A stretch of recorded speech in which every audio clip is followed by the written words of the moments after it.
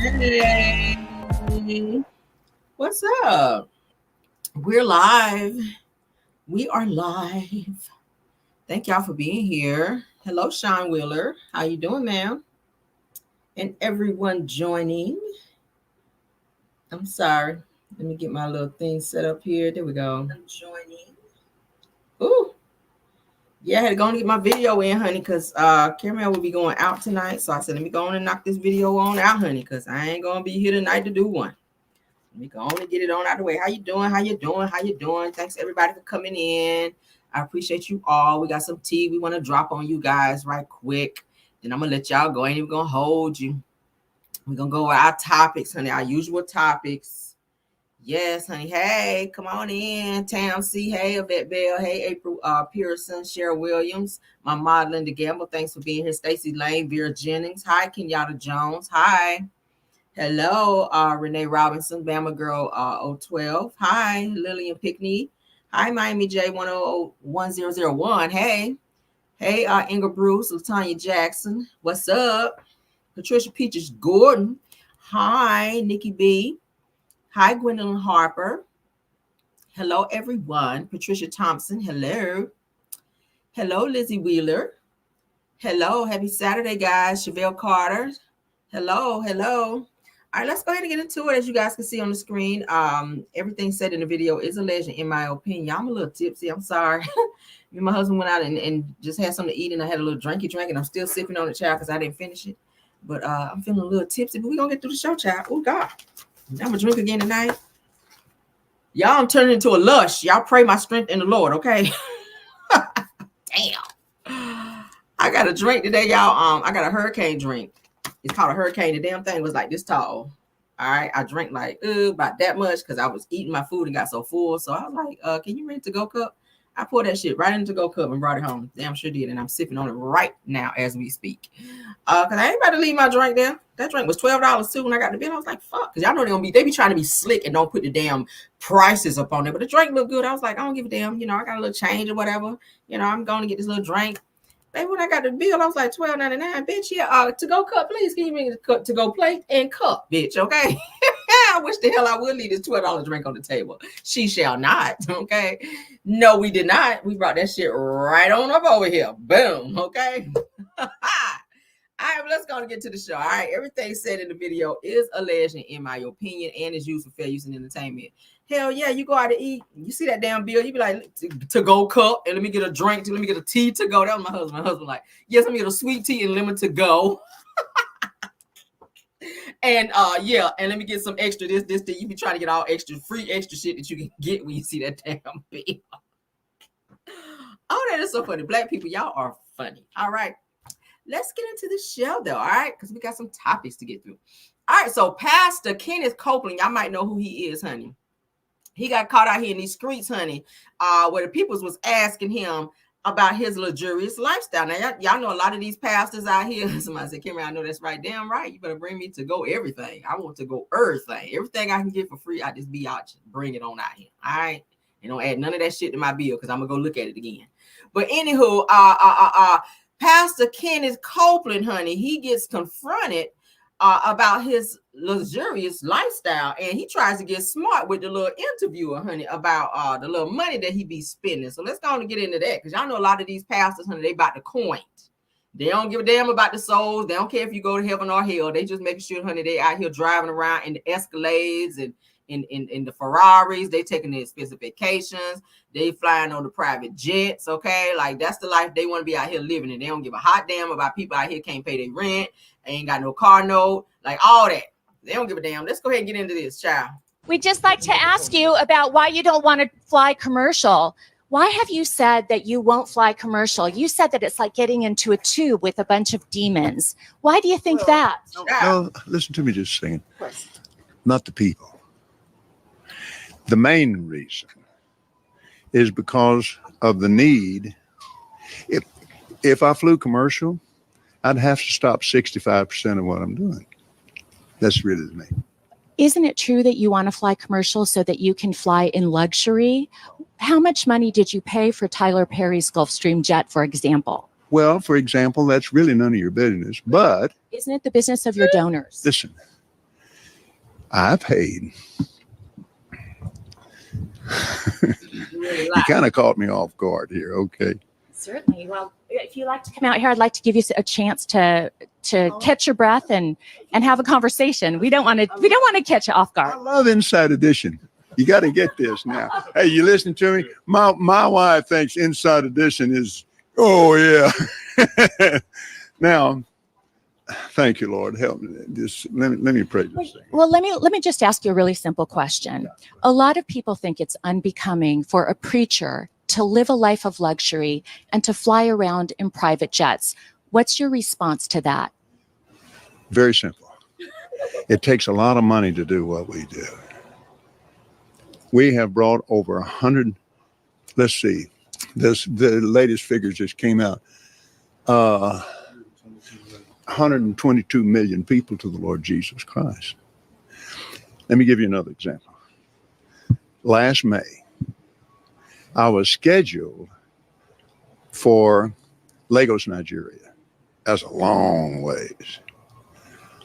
I had a week off and I was scheduled for Peru. And I prayed about it and I thought, I'm not missing that dedication in Jerusalem. Without the airplane that we have that I bought from Tyler Perry, and I didn't pay anywhere. And Tyler's one of the greatest guys. He made that airplane so cheap for me, I couldn't help but buy it. Well, my question then, okay, all right, but I want to get to the demons because people are very concerned about that comment. Give me a chance here, Inside Edition. I love your eyes. And Deflection. here's what happened. We flew in 21 days, 70 hours, 40,000 miles, touched 5 continents, and preached face to face personally with 125,000 people. Do you ever use your private jets to go visit your vacation homes, for example? Yes, I do. Okay. Again, getting back to the comment, you said that you don't like to fly commercial because you don't want to get into a tube with a bunch of demons. Do you really believe that human beings are demons? No, I do not. And don't you ever say I did. We wrestle not with flesh and blood, but principalities and powers. Can you explain what you meant by that term then? Just explain, because it's really simple. You said you didn't want to get into a tube with a bunch of demons. What did you mean? Well, let me ask you. Do you think that people that fly commercial are demons? If you give me a chance to talk, sweetheart, I'll explain this to you. But it's a biblical thing. It's a spiritual thing. It doesn't have anything to do with people. We'd just like to ask you about why you don't want Pastor. That's what you said. Now, how's she catching you off guard if you planning on telling the good old truth out here? See, that's the problem I have with some of these pastors. And I ain't trying to turn nobody off from going to church, but I'm just saying some of these churches, honey, especially these huge churches, honey, a lot of them are about the money. I'm just saying, a lot of them about money. They take up 100 offers. We need 100 people to come down here and give $100. For what? Jesus said, come as you are. Salvation is free. I mean, granted, you do take a little offering up or whatever, so you can help pay the little building fund and all that shit. And half of y'all ain't putting out a whole damn doorknob on the fucking church. Been taking up a building fund for 50 years and ain't put a whole doorknob on there. Ain't changed the windows in that bitch. Ain't did nothing. Ain't putting down no new carpeting. Nothing. Been shouting on the same carpet for 80 years and ain't changed a damn thing up in there. But pastor is driving a whole Escalade out here to the brand new one with rims on it tricked out, honey. Pastor got a private jet. Pastor living in a mansion, and half of your members' lights about to be cut off next week. And then when they go up there and ask you, can they help them out? No, we cannot help you. We don't have anything in the funding to do so. But you got funding to take your ass to Jerusalem. You got funding to fly private. That costs money. That costs money. Then for you to get upset because she questioned you about it and put your finger in her face and get aggressive, was that godlike? I would say no. I would have pulled his ass across that door had he put his finger in my damn face. I don't care if you are a pastor. Pastor. I'd have had to lay hands upon you, pastor. You'd have been laying down there on that floor explaining why you spend so much doing this shit here. I don't do the finger thing. I don't do the finger in the face. That would have got you pulled up across that window right there. pastor. He got real mad when she kept pressing him about that money. That let me know you ain't doing some shit right. If you got to get mad to give me a answer, that tells me that you're doing some shit you should not be doing with the people's money out here. That's why I only give you $1, because you can't do too much with $1. Then when you act right and I see where you're going with this dollar, then we'll bump you up to maybe another $1. But you're going to have to work for this dollar. That's the shit I be on, okay? Yeah, you already living good. You don't need no more of my money. Hell, I'm going to give you $1. You pass that plate around and put $1 in there, all right? Yeah. And then when I see you might be doing right and you really living for the Lord out here, then we'll bump you up to another $1, okay? You know, if I'm really feeling you, you might get $5, you know? Not at once, though. Yeah, you have to count it like this. And a few of them might be quarters, just to let you know I ain't really playing with you like that, all right? Period. That's just how I roll, all right? I don't play like that. I've been in church all my damn life. And I'm going to tell you right now, half these pastors do not need that type of lifestyle. It's really, when you're making it about you versus God. You want people to see you versus God. That's the problem I have with people like Eddie Schlong. He ain't here no more. He had to have all the drop top Mercedes and all that and the huge, you know, congregations and all that. Half them people don't even get to touch this man, but you giving them all your money. Same with Kenneth Copeland. Y'all don't even get to shake this man's hand because he's so important. So important. Creflo Dollar had his people talking about he need a new private jet so he could deliver the word. Nigga, we got internet. Did you know that? You can go on the internet and reach them same people over there where you trying to fly to on your private jet. Yeah, you can. You can. We got internet. You can Skype your members. Tell your members, log on at 3 o'clock. I'm going to preach to y'all at 3 o'clock. Log on. He go drop the little link right there. Let their ass click on that link. Boom, you right there. What you need private jet for when you can log on and give them that good word? See, it's the lies for me. Okay, it's the lies for me. Y'all better wake up. Y'all better wake up. Wake up. Stop allowing these pastors to take all your damn money, then you be out here struggling. I ain't trying to deter anybody from going to church. I ain't trying to tell nobody that. But what I am telling you to do is wake up and stop being a fool for these damn pastors that line their pockets and live this luxurious lifestyle while you out here struggling, because that's not in the Bible. That's not in the Bible. I've never seen nowhere where Jesus stayed nowhere in no mansion. I never saw that. I never read it. And I promise you, I've been in church all my life. I've never heard that. Jesus, he commingled around the poor people. He commingled around the regular people. And you talking about you can't fly on a commercial jet because you don't want to be around demons. He got real mad about that shit. That let me know you really said that, but you just didn't want the right ears to hear it so they can address your ass about it. That's what it is. You thought that the real ears heard what you had to say, Kenneth Copeland, and you got mad because you got exposed. Then you want to get all hyper and stretch your eyes open. That don't mean shit. What you supposed to do? That's supposed to scare somebody because you stretch your eyes like that, standing there looking like Destiny. Yeah, okay, now. Anywho, you're a fraud. Okay, I'm saying it right here on my channel. You're a fraud. You and the other one to be sitting up there with them damn curls, smiling so much. I don't know why I can't never remember his damn name. What's his name, y'all? Help me in the chat. You want to be up there smiling? Can you please turn your books to John? That's his ass standing up there. Please turn to John 54:1. Like, nigga, shut up. Why you smiling so hard? Why you smiling so hard? That old pedo smile. I don't like a pastor with a pedo smile. That make me move my membership again. Hell, I got to move my membership again. Joel Osteen, you're a fraud too, sir, allegedly. In my opinion, okay? You're a fraud too, all right? I like them old school pastors, okay? What's the pastor I like? Because I used to watch him all the time on TV. Gilbert Earl Patterson. I like people like that. That's the true word right there. He ain't here no more. Rest in peace to him. But baby, I used to watch Gilbert Earl Patterson with my grandma, and you could tell that man was truly anointed and that he was really about the Lord. He wasn't out here playing with folk, trying to be taking people money. Gilbert Earl Patterson, sir, you was truly for the Lord. All right, and you really saved me a few Sundays. I mean, sir, you did a few Sundays. You really saved me. Okay. You did. Anybody used to watch him? Gilbert Earl Patterson. Gilbert Earl Patterson he was about that life, okay? He was about that God life, and I totally respected him. All right, yeah. But these other pastors out here, y'all be on the bullshiggity, and I can't deal with it. But let's move on, child. Y'all better watch these pastors out here. They be sleeping with the members. Okay, look at Jamal. Jamal got two, 3 kids from women in his congregation, and y'all still going over there giving them all your money, jumping up talking about hallelujah. Okay, you better sit it down. You better quit playing with the Lord. Look what happened to Eddie Schlong out here playing with the Lord. His ass shriveled up like a prune before he left here. Running around with them little young boys. Running around with them young boys. Booty hole on swole. And the Lord was like, yeah, come on home. Or go on down there. Go on down there. Go on down there to hell where your ass is going because you done played with me too long. I'm tired of you playing with me out here. I'm tired of you out here getting swallowed up and then saying this in the name of the Lord. Go on down there to hell where your ass supposed to be. All right, moving on. Y'all gonna learn to keep playing with the Lord out here. Keep right on playing with the Lord. Be just like old Eddie Schlong out here. Gonna be just like Eddie Schlong. A pastor in a muscle shirt trying to deliver the good word. All right, let's move on, child. I ain't got no more film.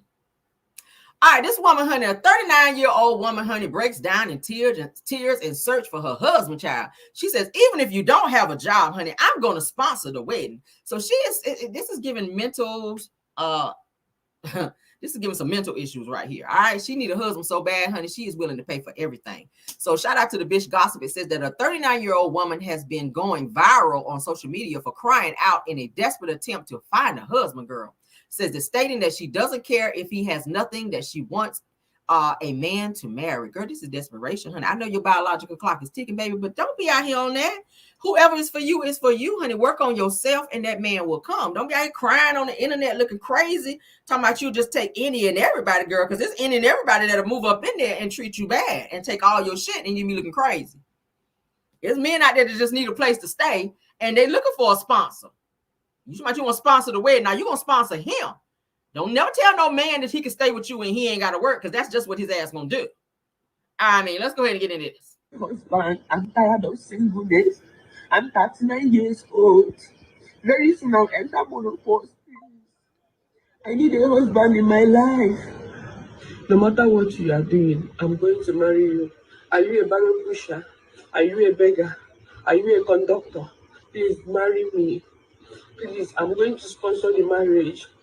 I'm going to give you money to pay my bride price. I'm going to sponsor the wedding with my money.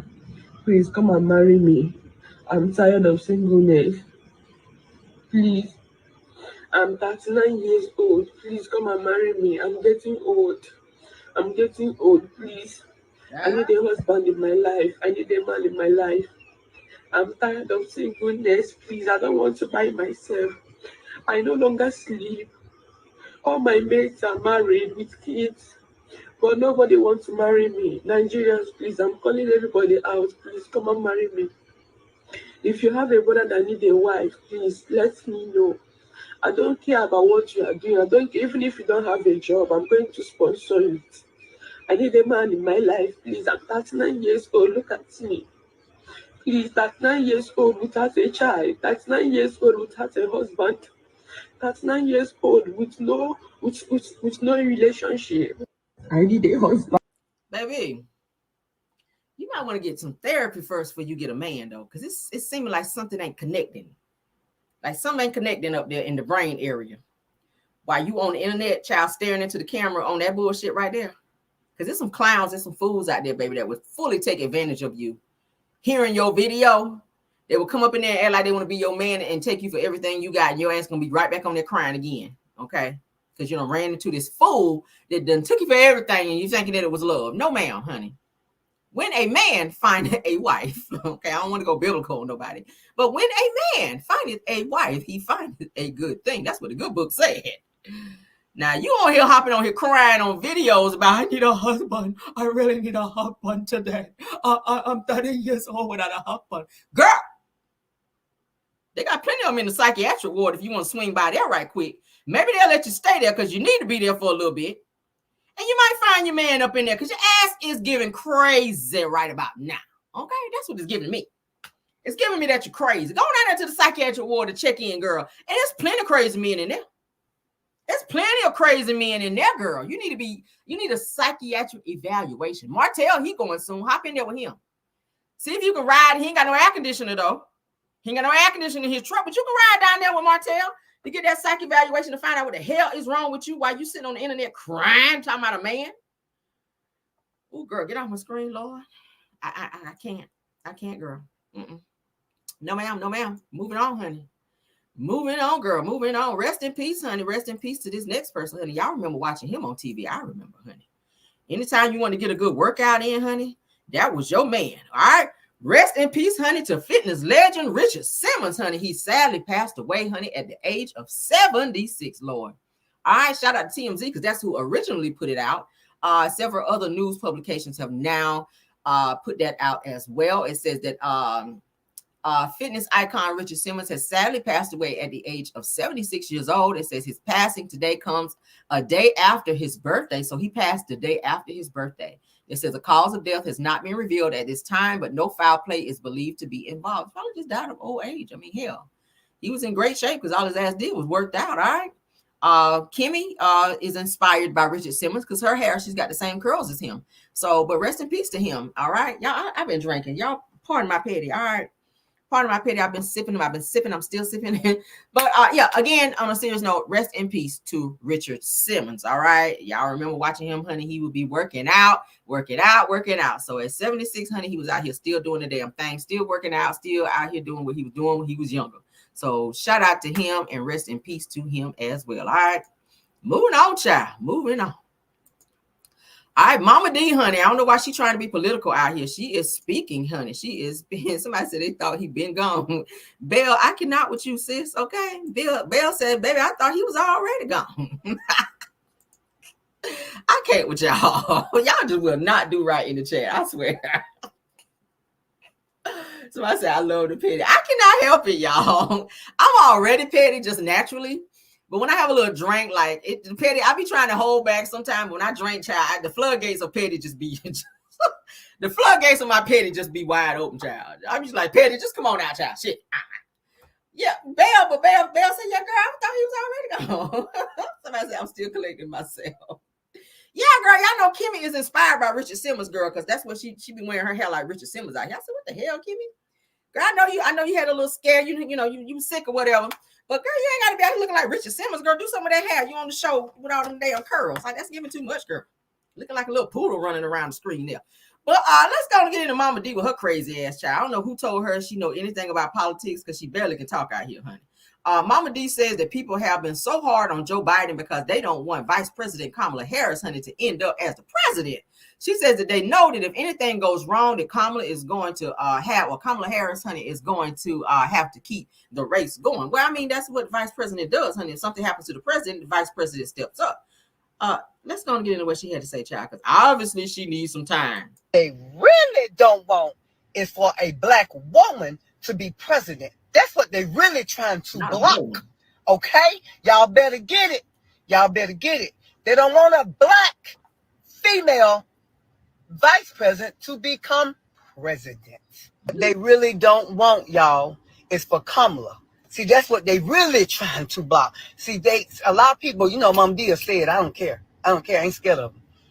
They really don't want her to take position. Okay? So let's hypothetically say they right. Okay, he incapable. Okay. They don't want him to run. Why they don't want Trump letting Trump run when he got convicted? Right? So he's still able to run? Are you freaking kidding? Y'all better get up and vote in November, and I'm telling you, I'd rather put Biden in, and if Biden have a get sick 10 days later, at least Kamala can cross over, baby. Do you hear me? And that's what they don't freaking want. It's for her to be in place. Do you understand that? Do you understand that? They just don't want Kamala in. They think they smart. They keep trying to grudge on Biden. But it's the fact that, you know what I'm saying, they don't want Biden in because they know if he collapse or anything go wrong, Kamala gonna have to take, she gonna have to take that stick, honey, and keep that race going. Yes. So that's the real reason. Do you understand?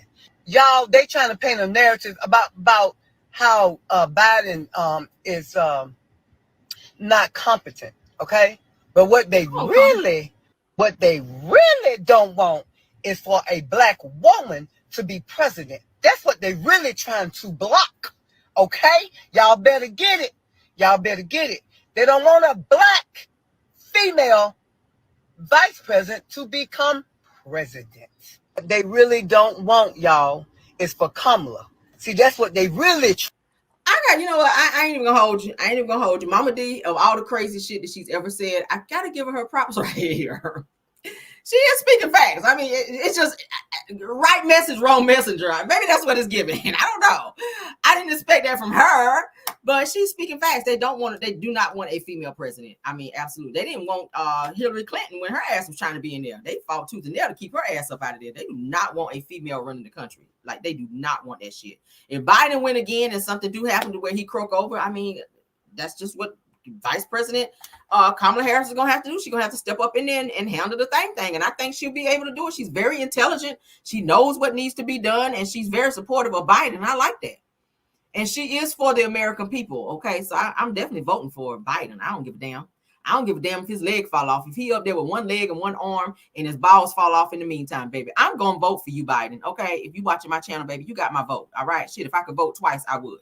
But thank you, Mama D, honey, for that eye opener, girl. I didn't even know you had it in you, Mama D. Let me just say that. I thought that you just always on the bullshit and trolling Bambi, girl. But you left Bambi alone long enough to make a little bit of sense about this election. So I got to give you your props because, baby, you told that. Okay, you really did. So shout out to Mama D, honey, for finally speaking the truth on something, girl.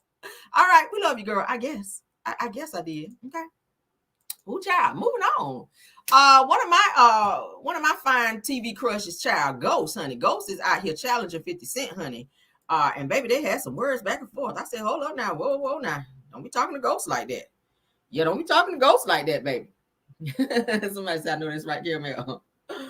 Yes, honey. Mama D is speaking right. I gotta give it to her. Yeah, girl, I don't care if his balls fall off. I'm voting for him, girl. We have a ballless president, baby, and I'm gonna vote right there for you. Sure will. All right, let's move on. 50 Cent responds to Omari Hardwick, honey. I call him Ghost. I don't care about that Omari bullshit. I call you Ghost, honey. Your mama named you Ghost. I'm not. But Omari Hardwick's, honey, video about his Power characters ending, okay? I didn't like that. I'm still kind of low-key mad about that, and I'm high-key pissed off about the fact that you took Ghost up off there, because I enjoy watching him like every episode, okay? So you took off the main character, and I still don't make sense to me. It still don't make sense to me. All right. So 50 Cent says that this ninja is a strange bird. Let's get into what they had to say, because Omari was saying he don't understand why they took him off the show. So I'm asking for them. I know that y'all don't, you have to ask me. Sometimes I'm like, damn, is Courtney fielding these questions today? Is Star, are the execs and Stars, or is Curtis fielding these questions? And for real, I feel like it's just me fielding these questions because I'm with y'all in this sense. I'm with you in the sense that the way the story was sold and told to me is not befitting of the way it ended, guys. So y'all have every right to be like, it didn't end right. Hey, KBR, thanks for being here. And because we don't honor our fans enough, and I know me, Matt, and Trey are different. We honor y'all. We honor our fans, man. We often forget that the fans are being sold and told a story that has a genesis and that it has to end the way that it was. This question, but I know they want us on, so I'm asking for them. So he's saying that 50 Cent pretty much sold him a dream, because he's saying that from what he was originally told the storyline would be is not what it turned out to be. I don't think he was told that his character was going to be killed off the show. Okay. So he's speaking on that. Said Omari Hardwick says, Courtney said that 50 Cent and the Stars Network sold him a dream. He says that Ghost death was not supposed to happen that way. Do y'all hear that? I ain't like it either, sir. All right, so 50 Cent says this. 50 Cent says that this is a strange bird. Said, the fuck is he talking about? I never done nothing but look out for him. 50 goes on to say that if he needed something, I gave it to him. I understand now that shit didn't matter, okay? So that is what he's saying to Omari Hardwick, because he's coming out saying that the narrative of what was put out there, what he was originally told, where the storyline of what Ghost was supposed to be, that's not how it happened. So he is feeling away because he ain't on the show no more. Like, how do you take the main character off? I didn't understand it when it happened. I did not understand why everybody on the damn show was after Ghost, trying to take him out, from Tariq to everybody on the damn show. And then they wound up powing him up off the damn show. And then you did this spinoff with Tariq going to college. I don't want to see that shit. I want to see Ghost. Then you did the spinoff with Tommy. And now all the shows, he's actually pulling them. And I told y'all why, because he's getting ready to transition them from Stars over to his network. Y'all know 50 Cent he has his own network that he's starting with his own production company, okay? Out there in Louisiana. We already told y'all about that. So eventually all of his shows that he has on Stars will be moving over there, from BMF to Ghost, to all those shows that he is producing will be going over to his network, because those are his shows. And he's trying to cut out the middleman. And I get it, because you want to make more money. Tyler Perry is actually mentoring him and helping him get that thing off the ground, okay? G Unit Productions is what it's under, okay? It's going to be under G Unit Productions, but that takes time. So as he's getting all those things together and negotiating stuff with Stars, we're just going to be without the shows for a little bit. And then once it transitions over to his G Unit Productions, then his shows will be back on, and he will, of course, be making more money because he won't have the middleman. But maybe, because I've been hearing that Ghost really is not gone. I've been reading up on stuff because I followed the show very closely. I've been hearing that Ghost really is not gone, and that he's supposed to make this surprising appearance back to surprise everybody who thought his ass was really gone. I mean, I would like to see him come back, because the best show was when he and Tommy were actually on the show. I know y'all agree. When Ghost and Tommy were on the show was the best that it was. Don't nobody want to see Tariq. I mean, it's good. Tariq, it's good to see him on the show, but I would much rather see Ghost and Tommy in their interaction and how they were actually doing on the show. I'm just saying that was the best show for me. But we'll see what it's giving, child. Because I guess. Okay, and he was good to look at. He was great eye candy. Okay, let's move on, child. All right, so imagine going to the casino with one of your friends. Let me go ahead and pull the topic up so we can go ahead and play it afterwards, okay? Imagine going to the casino with one of your friends, and you guys have a conversation and say, hey, I'm going to give you such and such amount of money, but if you hit, then you give me, it's agreed that you're going to give me such and such amount of money, and it's understood. And when you hit, you don't do that. You cannot be mad at that person if they decide not to fool with you no more, because you kind of renege on a agreement, contract agreement, whatever you want to call it, okay? In this situation, the woman, she did the same thing for her friend. She gave her money, she hit, she won at the casino, and her friend was mad because she did not keep her end of the bargain, okay? So let's go ahead and get into it. Oh, it's a damn shame. This girl is finna leave me up here. She finna leave me up here because I won't give her none of my goddamn winnings. That is a terrible shame. That's a terrible shame. She finna leave me up here because I won't give her none of my damn winnings. You stay right here. I gave you $5. With them $5, you can.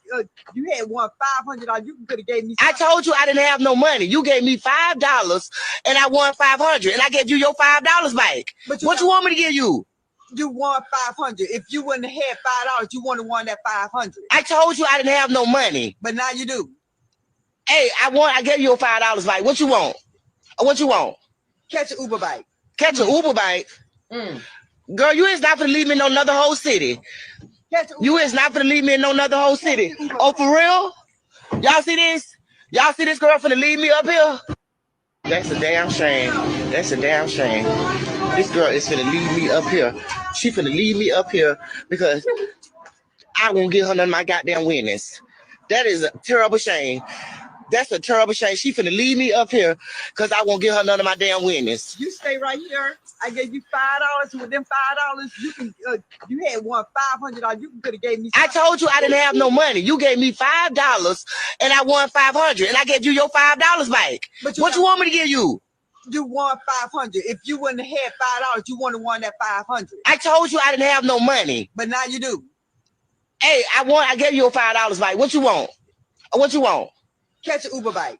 Catch an Uber bike? Girl, you is not gonna leave me in no another whole city. You is not gonna leave me in no another whole city. Oh, for real? Y'all see this? Y'all see this girl finna leave me up here? That's a damn shame. That's put on some good sneakers, baby, because your coin's about to be popping, because your ass gonna be walking, sis. All right, if you can't get an Uber or somebody to take your ass, you could have gave that lady some money, because she's telling the truth. Had she not given you the $5, you wouldn't have won shit. It's just only the right thing to do. You guys are friends, so you're going to mess up your friendship over $500? That ain't no money. I can spend that shit in one stop. $500. You could have gave her, I see y'all put it there $200. You could have gave her $250. I mean, damn. And then go back in there and put a little $500, put a little $5 and see if you hit again. But you don't want to mess up your friendship because she's telling you the truth. Had she not giving you the $5, you wouldn't want shit. So for you to treat your friend that way, she like, look, bitch, you damn sure ain't about to ride back on my gas and you don't want to give me nothing. Oh, I gave you $5 back. That's not how it goes. I'm pretty sure y'all had a conversation prior to this whole situation happening. If you hit, then, we're going to split it or whatever, because hell, I done drove you up here. You done rode up here free on my gas. You just said you ain't had no money. So I'm willing to believe you ain't give her no gas money where you done rode your ass up there on her dime. But then you want to only give her $5? You want to only give her $5 and then you want her to take your ass back home and you still don't want to give her no more money? Girl, bye. Girl, bye. You could have gave that girl some money. What y'all think? Should she have given her $200 to $250 or just given her back her $5? Put a 1 in the chat if she should have only given her back her $5 that she originally loaned her, or should she have given her anywhere from $2 to $250? That would have been the right thing to do. Let me see the 1s or the 2s. Let's see what y'all thinking in the chat. Put a 1 if she should have given her the $5 back that she originally gave her so that she could hit her winnings. Put a 2 if she should have given her anywhere from $2 to $250 just to be nice. I see the 2s. Oh my God, we think alike. We think alike. You messing up a friendship over $500, sis, and you don't have a ride? Girl, she's doing all the giving, it seems. She's giving you a ride and she gave you the money to win the money that you got. And that $500 ain't going to last you long because you're going to have to pay somebody to take your ass home for one. Child. Said all the ones catch an Uber.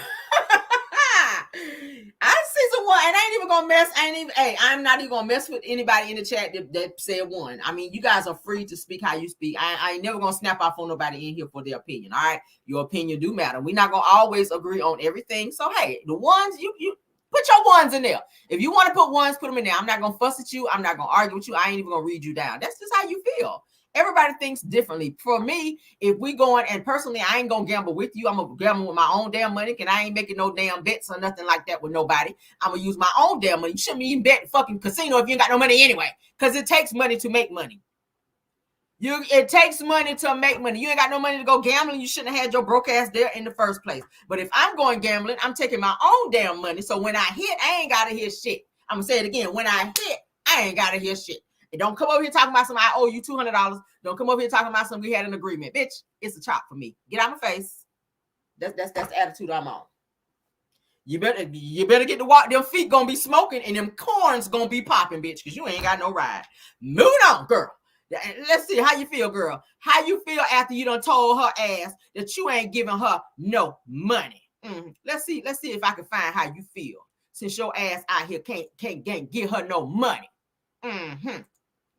I know how you feel. Let's show you how you feel out here, girl. With your cheap ass. You could have gave her some money. Ass need a ride now. That's how you gonna be. I can't cut me all the time. You and your little $500. I can't cut me all the time. Yup. I can't cut me all the time. You sure you tired. I can't cut me all the time. Yep. Gonna be tired. He said, I'm tired. And your ass gonna be tired too, because you're gonna have to walk wherever you're going, girl. Goodbye, girl. All right. Goodbye, girl. Woo, child. See, it pays to do your friends right out here. Because when you don't do your friends right, child, listen, your ass find yourself walking out here, okay? You ain't got no car. Girl. Bye, girl. Bye, girl, honey. I hope them coins be all right when you get there, okay? Woo, child. All right, let's go on and get into this next topic, girl. Let's go on and get into Uncle Wanda, honey. Y'all know I had to tell her ass off. I've been gone all day, but baby, I had to catch up on the tea and what was going on. Now, of course, Wanda done came back out, honey, Uncle Wanda to be exact, with this Corella DeVille shit in the front of her head. She done came back and she done had some shit to say. She's still talking shit. I was like, you would think that she would be staying home grieving. You've had deaths back to back. First, your sister passed away, and in less than a week's time, your niece passed away. You would think that your ass would be home trying to get yourself together. You're still grieving, just like all the other family. I don't see nobody else in your family hopping online talking shit already. Like, girl, it's giving too soon. But let's go ahead and get into it. Shout out to my girl, What's Happening, because that's where we're watching it from. All right. I definitely won't go out to go over there and get Wanda no views over there on her channel, but we'll watch it right here. Okay. Shout out again to What's Happening. All right. Austin and her brother, y'all came down here and started shit. Y'all was some shit starter. That's what y'all was. Y'all was like a motherfucking fly. Y'all laying on whatever head or whatever ass y'all wanted to land on. That's what y'all was. Y'all was some flies laying on shit. Y'all was landing on anything y'all can land on, because y'all was full of shit. I guess we was the flies, I must say. We was some flies landing on y'all asses, because y'all had a lot of flies that y'all want to air out. So we heard what Wanda had to say. She was not happy about Kiki's mom. Shout out to What's Happening. All right. Let's move it up. I want to hear only what she has to say. Let's see. Think that Hold up. Not arriving. Hold up. You said that you was at Kiki's house with Amin, waking up every morning with Amin. That was a lie. You was in Bessemer with your mother. Yep. I heard that a family member called and asked you, Constant, I'm talking to you before I get to your brother. I'm talking to you, Constant. I heard a family member call and made a statement to you that, hey, why are you in Bessemer when everybody here is in Huntsville? And the answer to that was, Kiki is gone. Kiki is dead. I don't have no reason to be in Huntsville.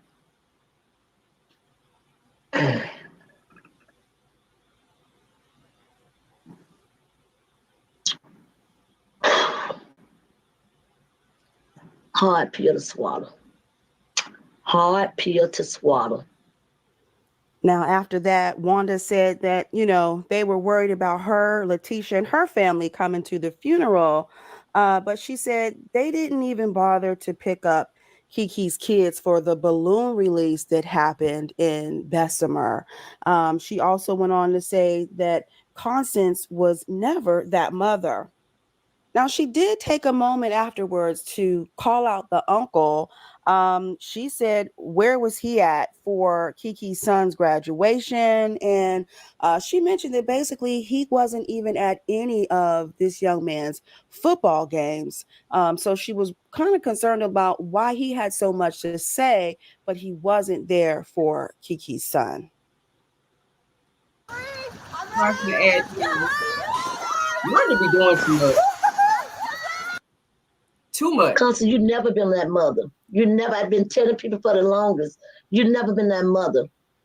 And Alice, let me ask you a question. Did you come to your nephew graduation while you worried about us going to the funeral? Oh, really? Did you go to your nephew 12th grade graduation?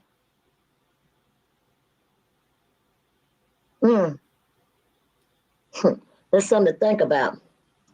This little boy was playing almost pro football, good football guy, young man, a good football player, very good football player. How many games did you go to? How many games did you go to while he was playing high school football as an uncle?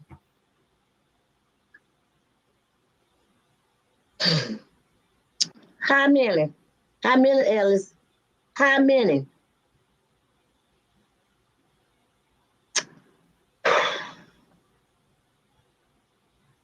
The stuff y'all did while y'all was here, hurting these people's feelings, why it wasn't us, it wasn't just us, it was not just us. What y'all did while y'all was here, y'all came here to try to destroy somebody and something. And it didn't happen. It just didn't happen. So that's why I went to the funeral. I showed my last respect for my niece. All y'all on the outside looking in. Y'all on the outside.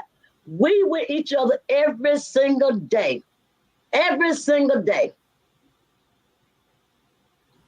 You don't know who I talked to, when I talked to him, how did I talk to him. But you guys pitiful and po excuse to be a family.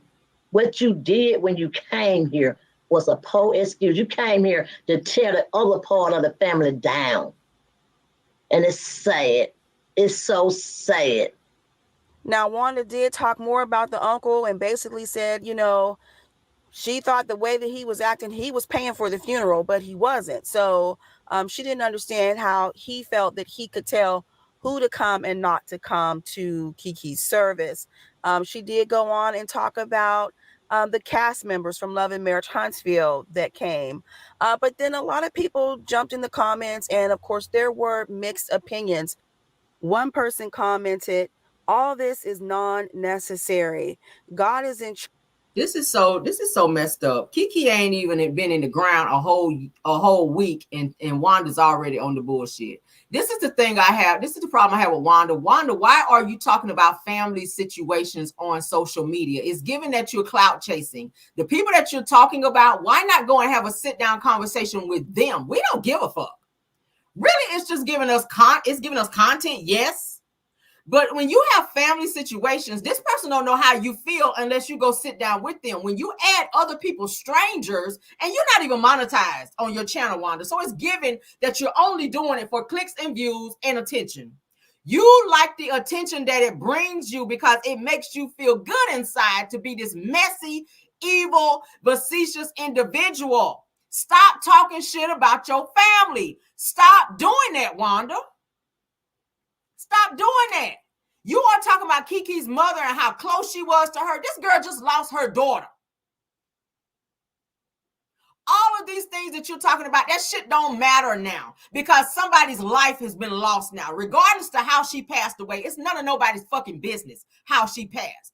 But the bottom line is when you start adding all this other unnecessary bullshit in there, it don't fucking matter who paid for the funeral. It don't matter whose name was on the obituary. If you're saying you're going there to pay your respect, do you know what the word respect means? Let's start there. The word respect means you take your ass in there and shut your mouth and sit your ass down and act like somebody with some sense and realize that this is a moment where everybody's grieving and feeling away, regardless of how Kiki left here. Her children were there. Her children are hearing everything that you're saying on this thing. You're talking about Miss Constance, which is Kiki's mother. That's their grandmother who they love. So when you hop your ass on social media to talk shit about their family, their father, who you're saying, oh, you weren't there, their uncle, Mr. Ellis Dawson, that's their uncle. Regardless of how you feel, they love them. And at this moment, they've lost their mother. So they're holding on to any and everybody in the family that they can in order to get through this and or survive.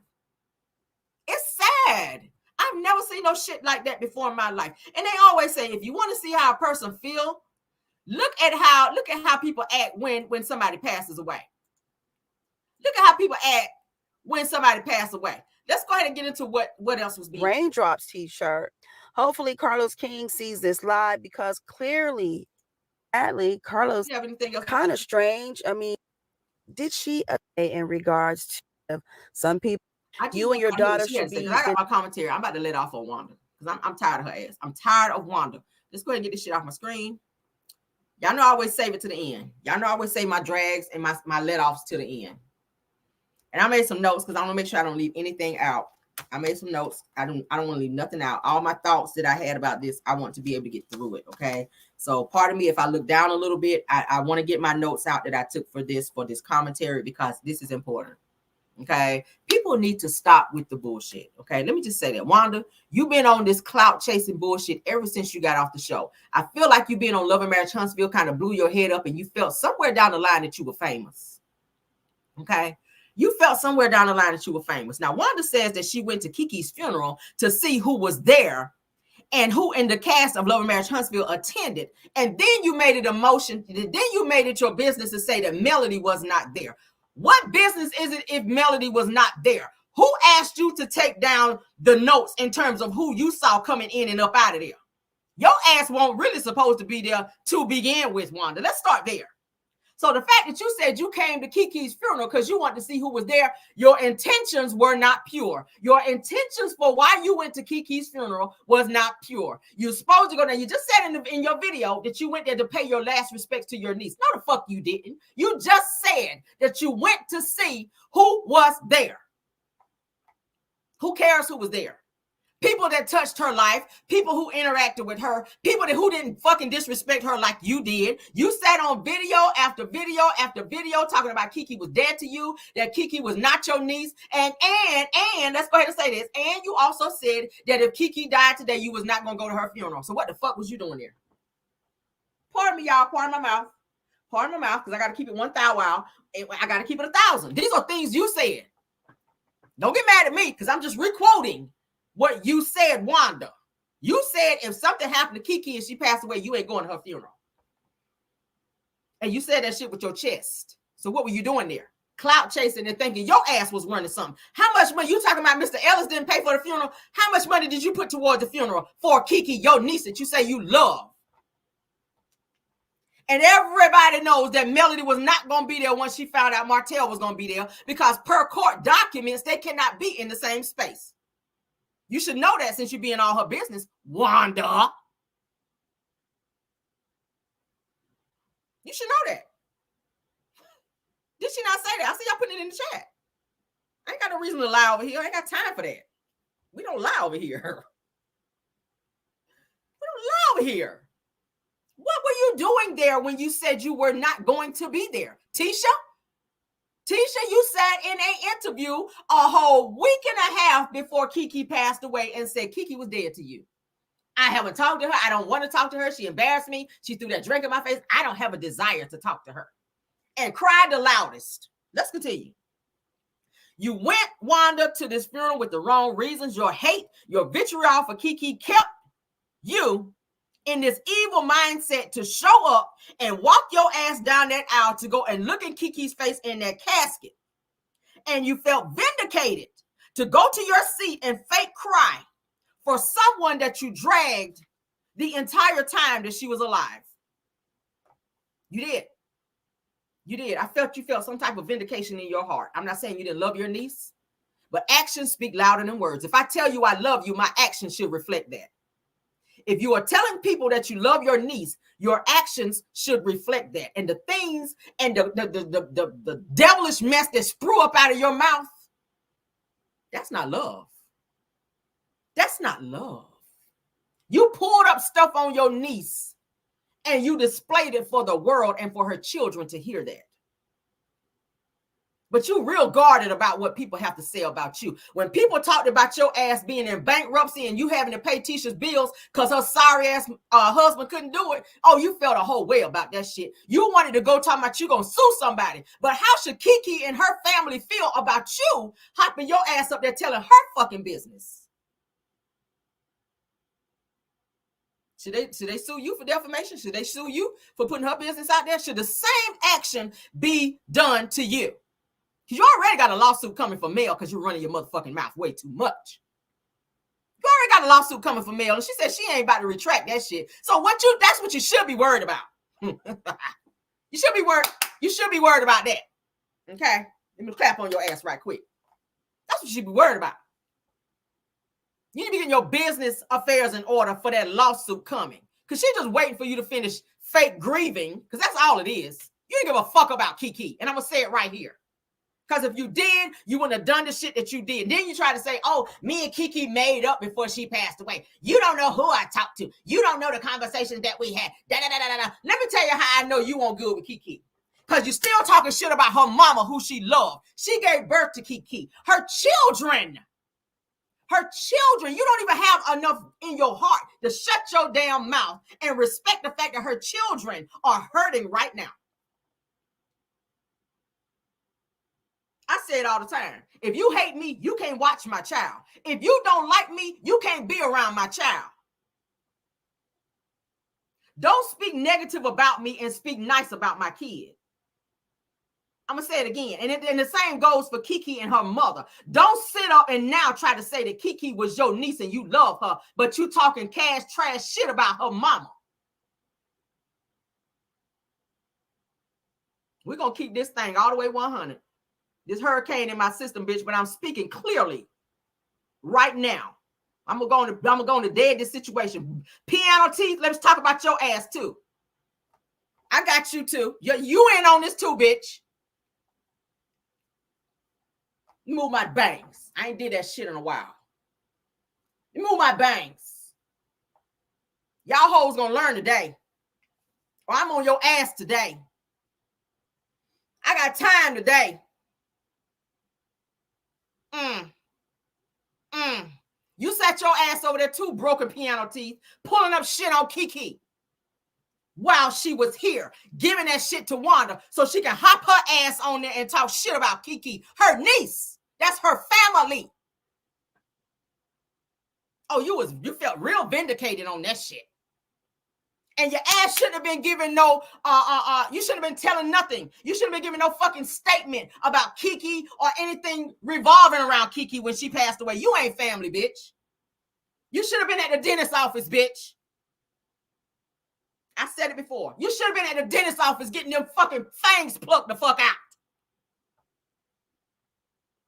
That's where your ass should have been. But no, you were sitting on there clout chasing. You didn't give a fuck about Kiki when she was alive. I'm so tired of people in this fake bullshit. Stop faking. You pulled up so much negative bullshit on that girl. And you and Wanda stayed on the bullshit. But then you sit over there when this girl passed away with your Bible. What the fuck is that? Why are you picking your Bible up and putting it up to the screen? And fake crying. The Lord does not deal in mess, confusion. Ooh, child. Let's continue because I ain't done. Wanda says that she and Kiki, like I said, fixed things before her death. Now, I wasn't there. Granted, I was not there. I go by what I see and or hear. I'm an actions type of girl. Okay, I'm an actions type of girl. If you tell me something, I go by what I see and or how you do things. Okay, if me and you had a situation and we have a conversation and we say we're gonna squash this, if you go back talking shit after that, that means the shit ain't squashed. Okay, that's what that means. Don't tell me one thing and then show me another. I got to go by your actions. Anybody can go out here and say something, Wanda. But you don't want to tell your real feelings because you don't want people tearing off in your ass because of this situation that's so sensitive right now. You're not going to tell your real feelings. It would be so unorthodox for you to hop your ass on here right now and say, yeah, I didn't like Kiki. I didn't like that bitch. Yeah, she did this. No, you can't do that right now because of the backlash that you would get. So you don't want to tread in those territories. So what do? You act like you were that aunt who just loved her niece so much. Oh, you just loved her so much. And I'm not saying you didn't have love for her, but to love someone and have love for someone is different. To love someone, let me say it again. Maybe you need to go look up what the word love means. To love someone and have love for someone is different. Okay? To love someone and have love for someone is different. So how is it that you had all of this going on to where you had a conversation with Kiki prior to her death? Okay, whenever this happened, I'm not sure. Because, and let me tell you another thing that I know why it's not squashed. Because you are behind your daughter and her actions in terms of how she acted with Kiki. I believe she wanted to squash that shit with Kiki, but her husband and you, Wanda, y'all kept up the mess. Because y'all like bullshit. Had you squashed that mess with Kiki, that mess would have been squashed with Tisha because Tisha follows what you do. She would have gotten in that interview with Dustin Ross and said, me and Kiki don't talk. Me and Kiki don't fool with each other. Me and Kiki don't this, and this. But then you turn around and say you pick Kiki's kids up and your kids and Kiki's kids play with each other and you take Kiki's kids on vacation. Bitch, you're not taking my kids nowhere if you don't fuck with me. My kids ain't going on vacation with you and you don't fool with me. You can't speak to me, but you pull up to my house to pick my child up. That's a chop. That's a chop. Had Wanda fixed that situation and she deaded that situation between she and Kiki, that situation would have also been deaded with Tisha and Kiki as well. Because Wanda, you would have picked up that phone and said, you know what? Let's squash this mess between you and Kiki. Y'all are cousins. Let's stop this mess. This don't make no sense. That's how I know that shit went all the way put under where it needed to be. And I just know how shit work. I got family. I got people in my family that I don't fool with. I don't hate them. It's just understood. If I have a family reunion, I'll come and speak. I'll even give you a hug. But am I going to stand there and have a conversation with you? No, because I'm not fake. You still my family. And another thing, I'm not going to let nobody talk shit about you. And I damn sure ain't going to go and pull up some shit on my family and put it out there. I don't take that route. Because what am I getting out of that? What am I getting out of that? It's giving that you have joy of downing other people because of your insecurities, Wanda. You and your own insecurities, and it's trickling down to your daughter to where she is doing the same thing that you're doing. And you being the matriarch in this situation, Wanda, you're the one that's supposed to stop this. This is something that I would expect out of your daughter. But for you to be the matriarch in this situation, the adult in this situation, the auntie in this situation, you're supposed to be the first person to stop this bullshit. But you are the person that's carrying the bones from one place to the next. And you can stop it if you want to, but you don't want to stop it because you get joy out of chaos. Anytime a person lives their life in a chaotic type of way, they don't want peace. You live a life of chaos, Wanda. That's why you didn't stop this mess. You could have been stopped this bullshit. Your soul will forever be troubled for the way you treated your niece and you didn't fix it. She will forever haunt you. She gonna forever haunt Tisha. She gonna forever haunt Marceau because he was happy to hop his ass on the show and disrespect the fuck out of her as well, not thinking that her children would also see that. So what if she had a drug addiction? What business is it of yours? What business is it of yours? Did she lie when she said that she saw that you having a threesome and cheating? Hell, probably fuck no, because everybody been talking about you having infidelities. Your own wife said that there were infidelities. Your own wife said that it was bitches in your phone where you were looking at girls with their behinds out and everything else. After all these years of y'all saying y'all had this perfect marriage, it took Tisha coming out, letting it slip out at the reunion saying that y'all had infidelities. So was she lying? So you either love a lie and you hate the truth. That's what it's giving. Let's continue. So the same can be said about you, Wanda. Okay? As a mother, like you try to say Miss Connie was not close to Kiki. Miss Connie was not close to Kiki. You were not a mother to Kiki. The same can be said about you and Tisha. Because from what we know and what came out of your own daughter's mouth, Tisha said you weren't a great mother to her, that you gave her things to compensate for your love for her. Instead of telling her, I love you, you would give her things. Probably something that you boosted. Because you were doing that back then. And I will not say allegedly because I got proof. The same person that was boosting for you also came out and did a video to say that they did that and you would give them little money and you kept the bulk of it. Okay? So fucking allegedly right there. And you can be mad at that shit. We're going to keep it 1,000 here today. I'm going to make some hoes mad today. But unless I get you good and mad at me, I ain't do my job. Okay? And I'm going to do my job. Okay? I'm going to do my job. So the same can be said about you, Wanda. Okay? Tisha was dumped off at your mama's house, Wanda, while you were running the streets being fast in the ass and committing crimes, okay? Then your jealousy for your own daughter Okay, because you openly act a fool, which she's asked you numerous times to stop that shit because it's embarrassing. She said it herself out of her own mouth. She said it on the Dustin Ross interview that I told my mama numerous times to stop this, mama. Mama, stop this. Why are you doing this, mama? Don't do that, mama. It's embarrassing. But you continue to do it, which says that you have no respect for her as well. You don't have no respect for her marriage because you also got on Love and Marriage Huntsville and talked about your daughter's marriage and infidelities as well. And you disrespect her husband. So you have no respect for your daughter. You have no respect for your niece. You have no respect for anyone else around you, including yourself. But you want everyone to have respect for you. How does that work for you? How does that work for you? I got another question. Who the fuck are you? That someone needs to respect you when you respect no one. You talk shit about everyone, but can't take it. That's narcissistic. We can plug that there.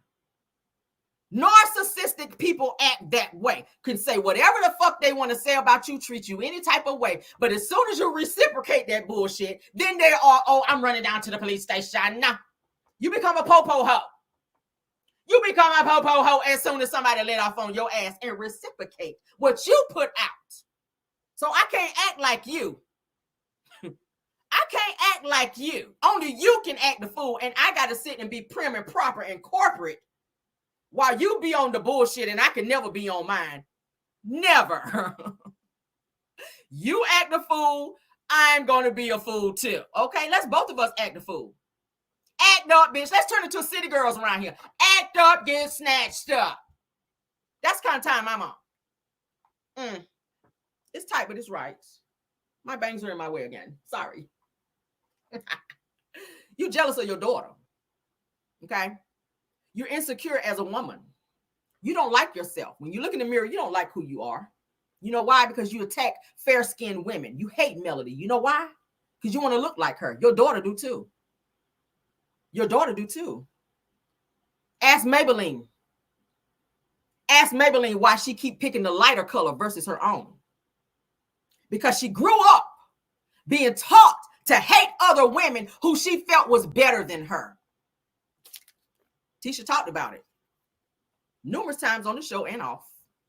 And everything that I'm saying can be verified. Your daughter was taught to compete with Kiki. That's why she didn't like her. That's why she didn't want her on the show, because Kiki was competition for her. Kiki could speak well. Kiki was a professor. Kiki had friends. Kiki had notoriety. Kiki had a lot of shit going on. But what does a person do when they see you got it popping? They try to pick out the negative things about you to bring you down to their level, to make you look less than them. They're called haters. They're called haters. You trained your daughter to be a hater. She's training her children to do the same. Did you see how Tisha's daughter looked at Melody and her children whenever they were at Melody's kids' skating party? How her daughter stood there and turned her nose up, and Tisha had to tell her, "You're not going to speak to Miss Melody." You know why she didn't speak? Because you talk shit about her in front of her. The same thing that your mother used to do when you were a child. Talk shit about people, and then when you get around them, you didn't know how to act and or how to present yourself because you heard a lot of shit from your mother about this person. So you didn't know how to be fake in front of that same person that your mother talked shit about. And the same thing is being passed down like a generation from Tisha. Tisha's damaged. From Tisha, let's back it up. Let's back it up. Wanda is damaged. Okay? Wanda's damaged. Wanda has now damaged Tisha. Tisha's now damaging her girls. And as they get older and they have children, they too will be also damaged. It's a generational thing. So who is going to break this generational curse? It should have stopped with you, Wanda. But you keep egging it on because you enjoy chaos. Who is going to break this curse? Who's going to break it? Who is going to break it? When will Wanda understand that people are laughing at you and not with you, Wanda? Somebody is going to eventually have to look down in a casket in your face. Probably soon. Because death carry in 2 and 3s. And I'm not wishing that on you. I don't want nobody going back saying, oh, Carrie, I wish death on Wanda. Never. I wish death on no one. Live as long as you can. Live as long as you can. Stress will take you out of here. Okay? You stressing, Wanda, you live your entire life stressing and being messy over things that don't even concern you. When all you got to do is live your best life and be and be a woman. Be a woman about shit. Woman up. For a person to be messy all the time and engaging in bullshit all the time, it speaks volumes to the type of individual you are. And it talks about how your heart is, how your heart is set up. How your heart is set up. It's dark.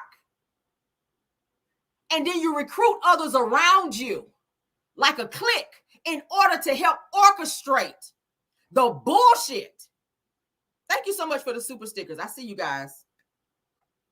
You create this clique around you of people that help carry out and or orchestrate the mess that you concoct so that you can keep it going, just like a spirit, just like an evil spirit.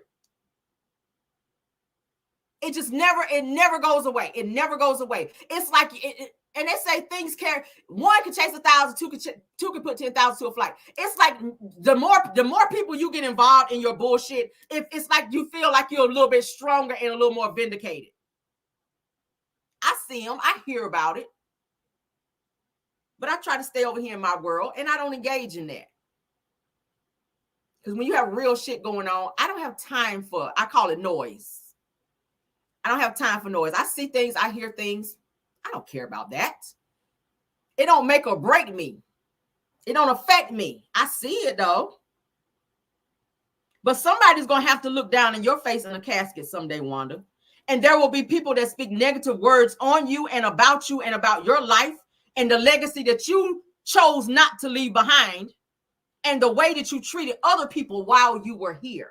Everybody's here for a certain time, and you're wasting time by worrying about negative things that don't concern you. Who cares who paid for the funeral? Who cares who said what to who? Who cares who wasn't at a football game? Who cares who wasn't close? It's not up to you to decide somebody's relationship and how close they should be. It's not up to you. Stop having this God complex to where you think you run people. You don't run a motherfucking thing but your mouth. I'm sorry, guys. I'm sorry. I'm trying not to go there. Stop having this God complex like you run something. You don't run nothing but your mouth. Hence the reason that shit been already, somebody done already went across your lip. When you look in the mirror, you don't see that shit right there? That means you've been running that shit too much. That's what that means. Everybody not going to file a lawsuit against you. There's some hoes out there don't give a damn about no popos. If I get mad enough. That's not a threat on anyone. That's just saying I'm about that life. Don't get this YouTube shit twisted. I sit over here and be cute, but I fly off. I will fly off. And when I get mad, it's a point of no return. And I try not to go there. But I'm gonna still talk my shit. I'm gonna still do that. But let's continue. My thing is this with Wanda. Wanda, you were so pressed that Melody wasn't at the funeral. Let's get that out of the way. Okay. You were pressed that Melody was at the funeral, was not at the funeral. You don't even know what Melody did in terms of paying her respects to Kiki. That's none of your business. But you were loud and wrong about why Melody wasn't there. Legally, she couldn't have been there because she cannot be around Martell. We all know that. Anybody watching the show, you say you watch the show. You've been telling people to watch the show. I will hope you watch it. If you are trying to encourage other people to watch it, you would have known that there is a current lawsuit out there to where Martell cannot speak on Melody. He cannot be around Melody. He cannot film with Melody. He cannot be in a certain vicinity of Melody. He cannot fuck with Melody. So it would not make sense for Melody to be there and Martell there at the same time. They would have been in, they would not have been compliant in terms of what the courts have told them to do. So while you were sitting there at the funeral, looking around, probably took some pictures too, videos too, because you love the video shit, trying to see who was there so you could hurry up and get back on your non-monetized YouTube channel, or YouTube as you call it. to tell the whole entire world who was there and who was not there. I just wanted to see if my daughter was going to be on the obituary. Did you give any money towards the funeral? Did you pay anything? My daughter was on the obituary. Well, I got all 21 pages. I didn't see her there. So I don't know if you felt like nobody was ever going to get the obituary to be able to back that up. I have all 21 pages. None of Tisha's pictures were on the obituary. I don't know if you went and printed out another one and maybe she was on there. I don't know.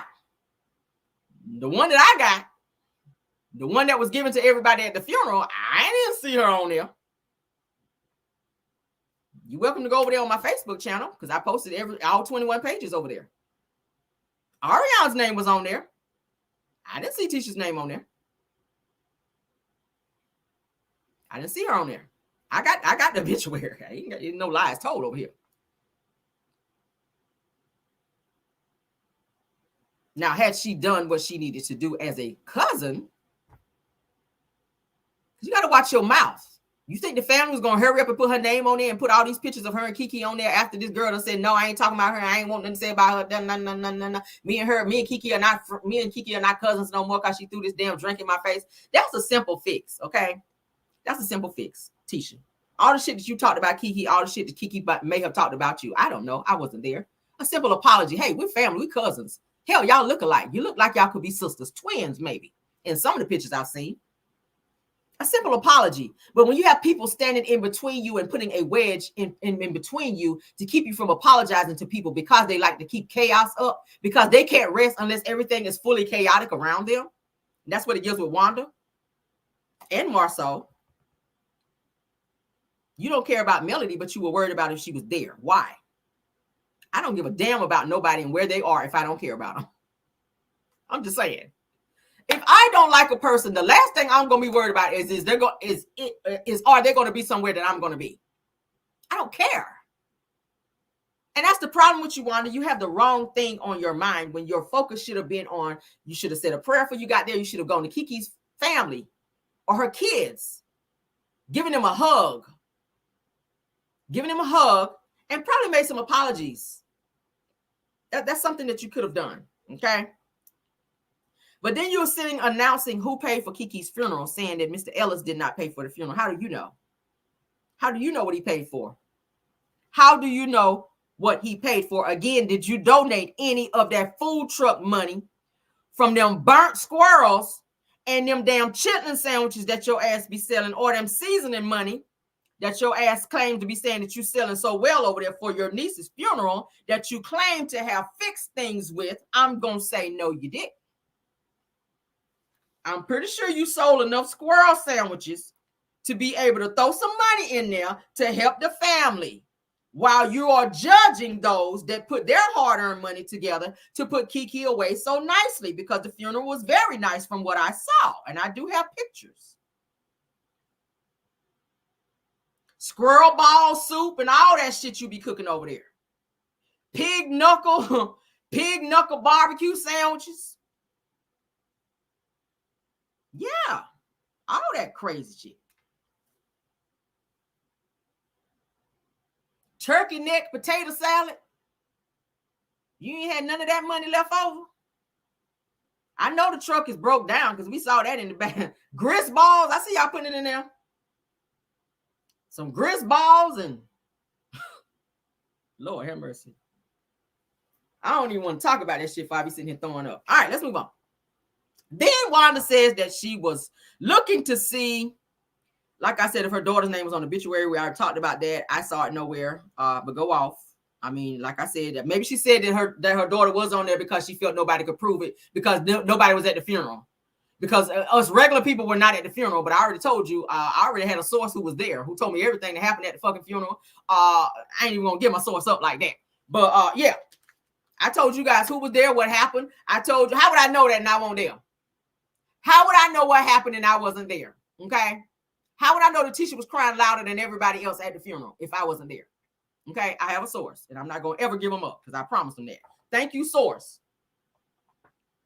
We know the truck is blowed up with 2 donuts on the front and none on the bike. We already saw the picture when you hopped your ass on there talking crazy about Mel. Okay. All right, but let's move on. Like mother, like daughter, though. Like mother, like daughter. All right. Wanda, like I said, you just lost your sister within a week's time of Kiki passing away, okay? Of Kiki passing away. So instead of you grieving, instead of you taking time off social media, because you're not being monetized, so I'm not understanding why you are such in a hurry to come back and speak on something that does not concern you, okay? I'm not sure why you decided to hop your musky braids back on social media again to speak on something, to spew our hate once again, versus grieving and focusing on changing yourself into a better person. Kiki's death should have been an eye-opener for you. Anybody can be here today and gone tomorrow. You don't have to be sick nowadays to pass away. You just do not. You just do not. And judging by the way that you take care of yourself, okay, Wanda, you're not the healthiest person. You're not the healthiest person, all right? I'm just saying you're not as healthy as you should be. From what I see, you don't take care of your body with all that shit you be eating. This giving high blood pressure. You be eating all that wild shit. You don't take care of yourself like you should. So people can be here today and gone tomorrow. So please do not make yourself think that you have power of life and death, because you don't. You really don't. You would think that this situation with Kiki and her passing and the fact that you just lost a very close sister as well, you would think that that would have changed you and your mindset in terms of how you think so that you can back down off so much bullshit in your life, okay? I'm just saying, you don't nobody know when their number is up. I see y'all high cholesterol, high blood pressure, all of that. All of that. You don't work out and take care of your body. You don't. Heart attacks is at an all-time high. And I'm not speaking that on anyone, but I'm just saying, when you don't take care of yourself, I'm just throwing out hypothetically things that could happen when you think that you got it made like that, when you think that you are running things, because you're not. Just because you lay your head on the pillow at night does not mean that you're going to wake up the next morning. So if you owe a person an apology, I keep saying it, people better stop laying down and knowing they owe people an apology and treat people like shit and just thinking that you're going to wake up the next morning. You don't have control over that. You don't have control over that, Tisha. Miss, I'm not apologizing and or speaking to her no more. But that shit really hit you when you saw the reality of her sitting there, or laying there rather, in that casket, and you could not say the things to her that you should have been able to say. You got her phone number. You pulled up many times to pick her children up. You should have said, Kiki, come out here, let me have a conversation with you, because this has been weighing on my heart. But you didn't do that, because you felt like tomorrow was promised to you or to her. And now that's not the case. That's not the case. That is not the case. Let's move on. All right. I feel like Wanda's main reason for going to their funeral, like I said, wasn't to honor Kiki's legacy or her life and to be there for her husband, Amin, or her children. Okay, you came there to sightsee and clout chase, all right? You wanted to gather information to send it back to your friend so that she could get on her platform and make herself feel like, I got news first. I got information or exclusive information that you guys don't have from my friend, in order to put it out first for clicks and views. And that's not what it's about. That's not what it's about. I don't know about saying, Cameron, you just mad because you didn't get it first. I got the sources that I needed to get what I needed. I did a whole video and gave you guys an entire rundown of what happened at the funeral. So I hate on no one. If I wanted the information, I got the information. And I shared with you, like I said, the whole fucking obituary. So I hate on nobody. I hate on nobody. But the point I'm saying is, certain people should not have been speaking on this situation, including you, Wanda. You should never have been speaking out before Kiki's mother or her father. You should have not done that. Kiki said out of her own mouth in the interview that I shared with you guys that she wasn't even allowed to even be around Wanda and her family growing up. And now I see why. Her family shielded her from being around Wanda and her side of the family. And now I see why.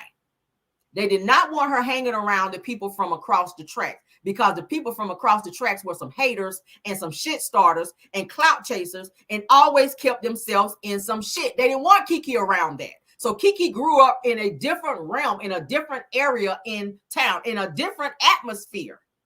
And Wanda wanted Tisha to hang around Kiki because that put her in a different bracket. That put her around different friends. That put her around, I don't know, maybe to where she felt like she was a little bit more because Tisha was insecure growing up because she did not have the nicer things. Tisha talked about it. I didn't have the nicer clothes. I didn't have the nicer this, and this. So being around Kiki made her feel like she was somebody. So this is the same person that you low-key, I feel like she had a little bit of hate for Kiki. And I don't like to keep saying that, but it's the truth. Just like Tisha has a little bit of hate for Mel, but she won't completely cut her off because she needs her. Same way with Kiki. She won't completely cut Melody off. As much as Tisha hates Melody, she will always, she'll talk shit about her and then she'll do that fake making up, but then she needs her for something. Like Melody said, they called her whenever they had the expo and asked could Melody speak because they knew there wasn't nothing going to pop off and jump off and people weren't going to really show up unless that happened. And what happened when they had the expo? Weren't that many people there. But the camera showed people up at the front, but all these seats in the back, there was nobody there. But had Melody been there to speak, it would have been a packed out event. And they knew that. So you're not going to always get rid of the people that you feel you need and that you talk shit about. Wanda, you don't like Mel, but your daughter can learn a lot about her. She can. She can. She can. She can learn a lot about life from Melody, business, everything about her. Everything about her. The very person that you hate is the same person that you keep in your mouth all the time. We see it all the time. We see it all the time. You have so much hatred, but you mention her. Oh, she wasn't there. So fuck what? You weren't supposed to be there. All right. Like I said, I felt Marcella was wrong for giving a statement regardless to Wanda saying that she gave it to her to say. I felt like that you were wrong. I felt like that was out of pocket. You're not family. You're her friend. Yes, I have friends, but I would never put myself in a position to hop on a platform to give a statement when that's something that a family member should do. Okay?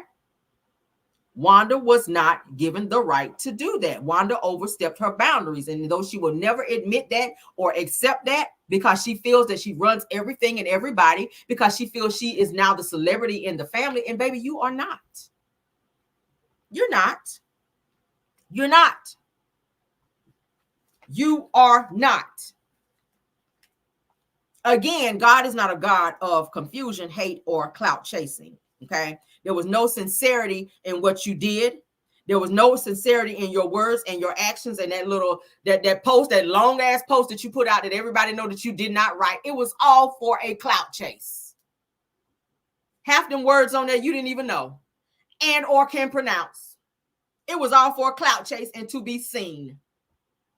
That's what it was. Let's continue. That's exactly what it was, for clicks and views and for a clout chase. You wanted to be seen. You wanted people to say, oh, did you see what Wanda wrote? Oh my God, that was so nice. That's what you wanted. That's exactly what you wanted, but you got the opposite of it. And then when people snapped off and said, girl, you didn't write that. That made you so mad when you knew that you didn't write the shit. But the same person who was over there deleting comments while Wanda was live, this was brought to my attention, okay?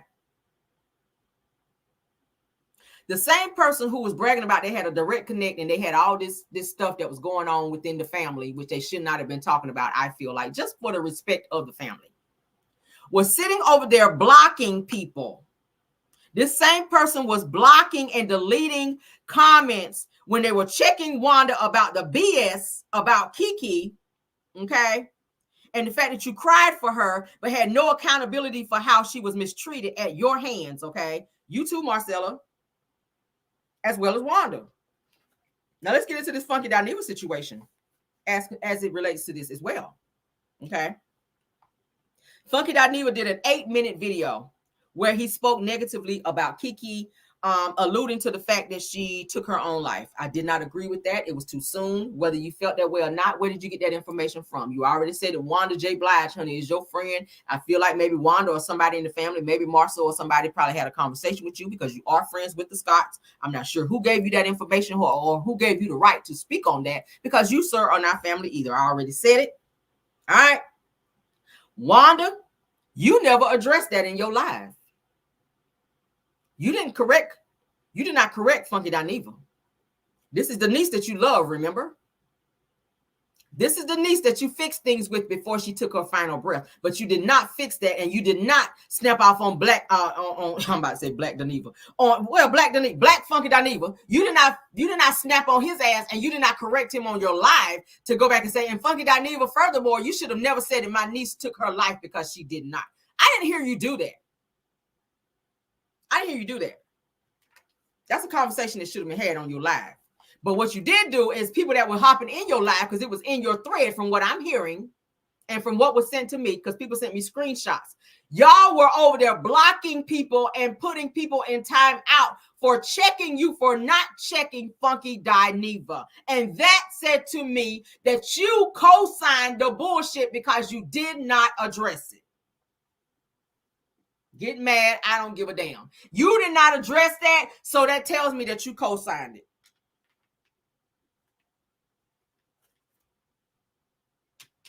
How would he know she took her life? You don't even like Kiki. You don't even watch the show Funky Dineva. So how do you know what happened to Kiki? Comments were definitely deleted.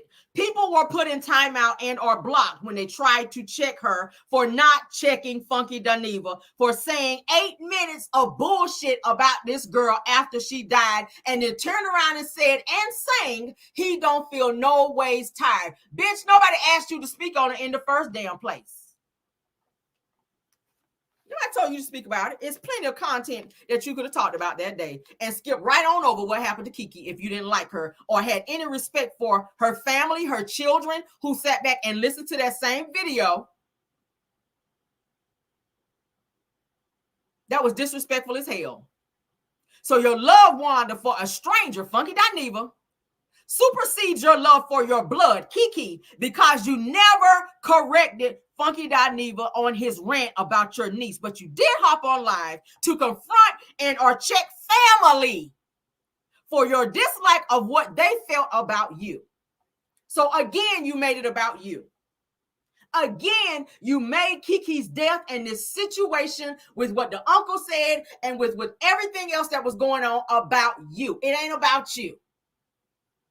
You didn't check him not one time because you agreed with everything he said. You agreed and co-signed what Funky Dineva said because it was some shit you wanted to say, but you weren't bold enough to say it in that moment because you didn't want the backlash that would have come behind it. You wanted to say everything he said, but you weren't bold enough to go do a video and do it and say it because you didn't want that backlash. You didn't want what people had to say. You didn't want people doing videos tearing your ass up. You didn't want that. So you sat back like the devil like that you are and let him unleash on your niece and say all kinds of nasty, derogatory, filthy things about this girl. She was not perfect and no one is. Everybody have their faults. Just like you, Wanda, Funky Dineva, just like you. Everybody else. Hell, I got faults as well. Nobody's perfect. But it's not your place to speak on anyone's perfections or imperfections because who the fuck are you? Who are you?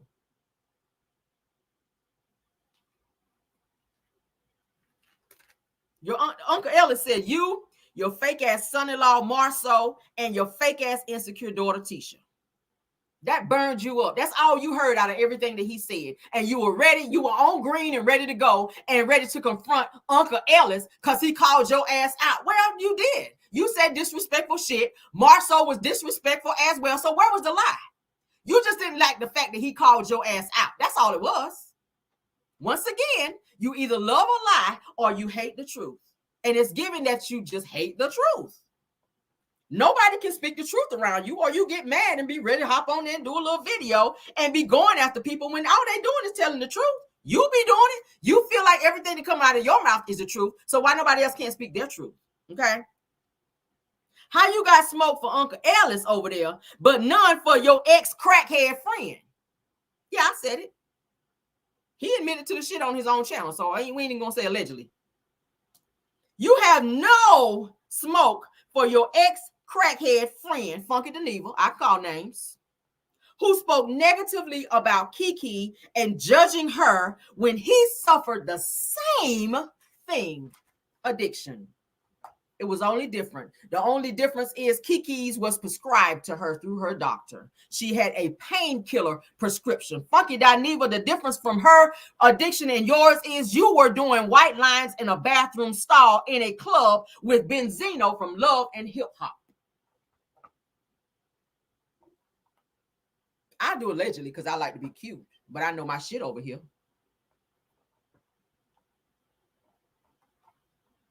She was on methadone.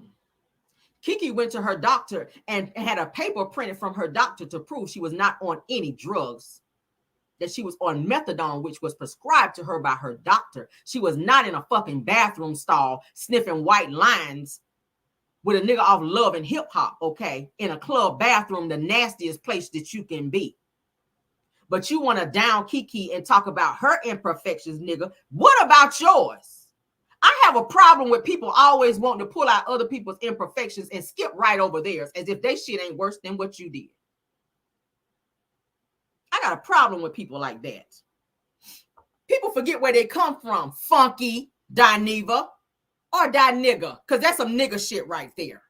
For you to hop your ass on a platform and speak on somebody else's imperfections, nigga, when you are the most imperfect person on this earth. Nasty from the way you live and everything. You lived in Michelle Atlian's house with dog shit and urine all over the house because your lazy ass wouldn't get up and take the fucking dogs out. That's some shit she had to clean up that you left behind after you took her washer and dryer and owed her rent. So when you want to talk about some shit that somebody else have done, talk about your own shit. Talk about yours first. Talk about yours first. Okay? But you're speaking on somebody else's fate and what they've done. Marcel, why were you at the funeral? I ain't done. I'm going down the line. I'm going to follow all these niggas out today. I'm following all these niggas out today. Marcel, why were you there at the funeral? Because you never had no respect for Kiki whatsoever. You never liked Kiki. You never spoke highly of her. You talk more shit than a little bit about her on Love and Marriage Huntsville, on and off the show. Why were you there? Because they asked that you not be there as well. How many times did you initiate an intervention between Kiki and your wife? That's zero. But you did have time to keep a wedge between Kiki and your wife because you are insecure that, God forbid, anybody gets close to Tisha and talk some sense into her, that you can't control her no more. You didn't want Melody to be around her to talk sense into her in terms of how to be a businesswoman, how to get out of the house and be a stay-at-home mom. You didn't want Kiki to be around her because Kiki was telling her stuff about your ass that you were doing that you shouldn't have been doing. So any way that you could keep that wedge in there to say, oh, don't be around Kiki, she's bad. When Tisha was going to go and meet Kiki, and Kiki said it in the interview, Kiki and Tisha were set to go and meet each other the next day that she talked to Kiki. And Tisha did not show up and she didn't call. And I said immediately, that's Marceau. Tisha done sat there and opened her mouth and told Marceau she was going to meet Kiki, and he done told her don't do it. And the reason he didn't want her to do it was because Kiki knows where the bone, or knew where the bones were buried. And Marceau did not want his shit out there. Marceau wanted to be able to creep and do all the things that he was doing. And God forbid Kiki put his shit out there.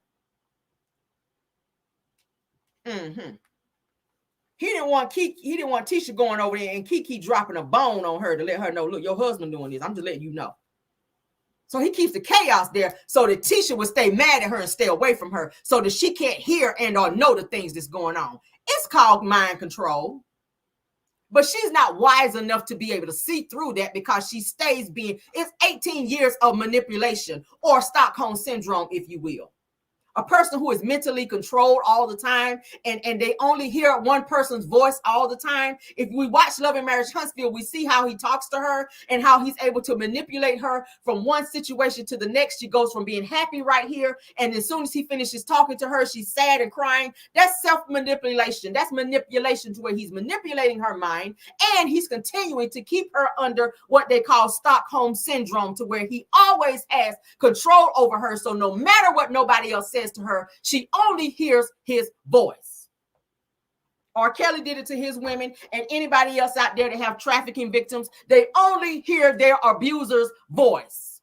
Tisha can only hear Marceau's voice, and that's how he wants to keep her.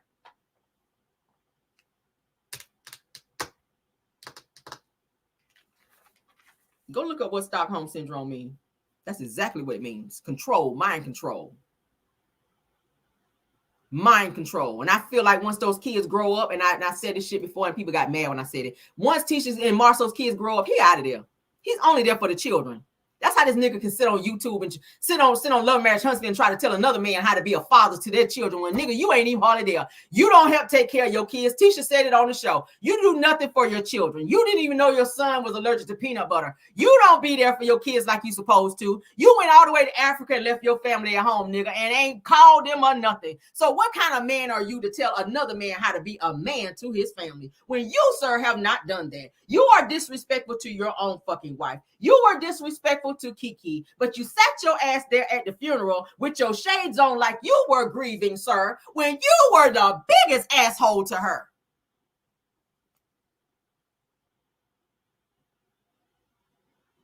You were the biggest asshole to her. You did. I believe you talk shit to Kiki in your sleep. I do. We about done, y'all. So you rather be loud and wrong versus accountable. Wanda, let's get back on your ass right quick. Wanda would rather be loud and wrong versus accountable. People who are narcissists do not like to be held accountable. Look how Martell acts.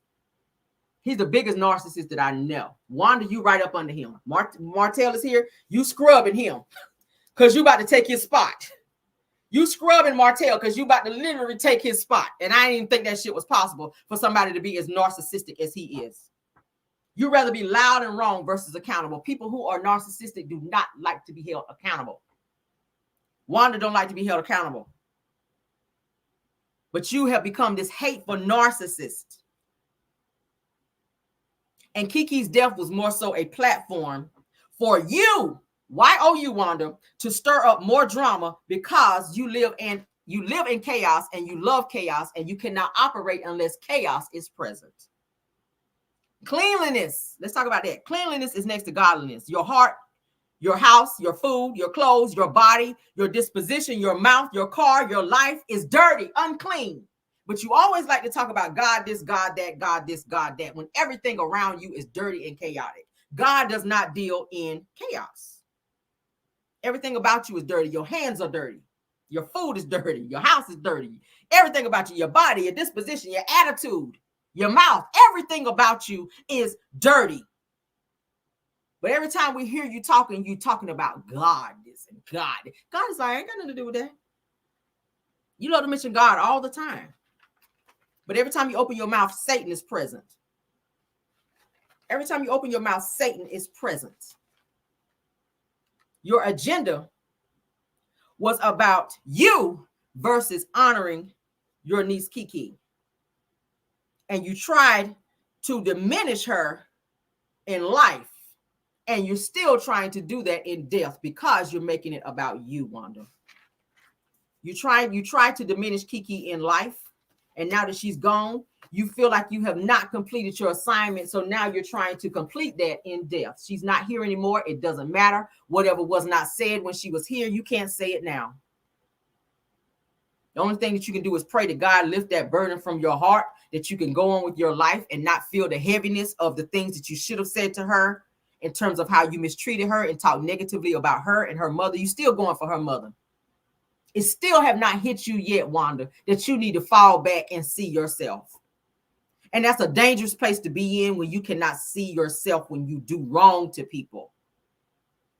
That's a dangerous place to be in when you cannot see yourself. Wanda has not seen herself yet. And it's a trickle-down effect. Once Wanda sees herself, Tisha will see herself because Tisha is a replica of who her mother is. Tisha is being controlled by not just her mother, but also by her mother. I mean, by her husband, but by her mother. And once Wanda get it, Tisha will get it. Sadly. It's like one brain. It's like they share a brain. Once Wanda get it, then Tisha will get it. And the bullshit will stop. But unless Wanda stops the bullshit and she sees herself, it will continue. It will continue. Sadly, my prayer is that you get it.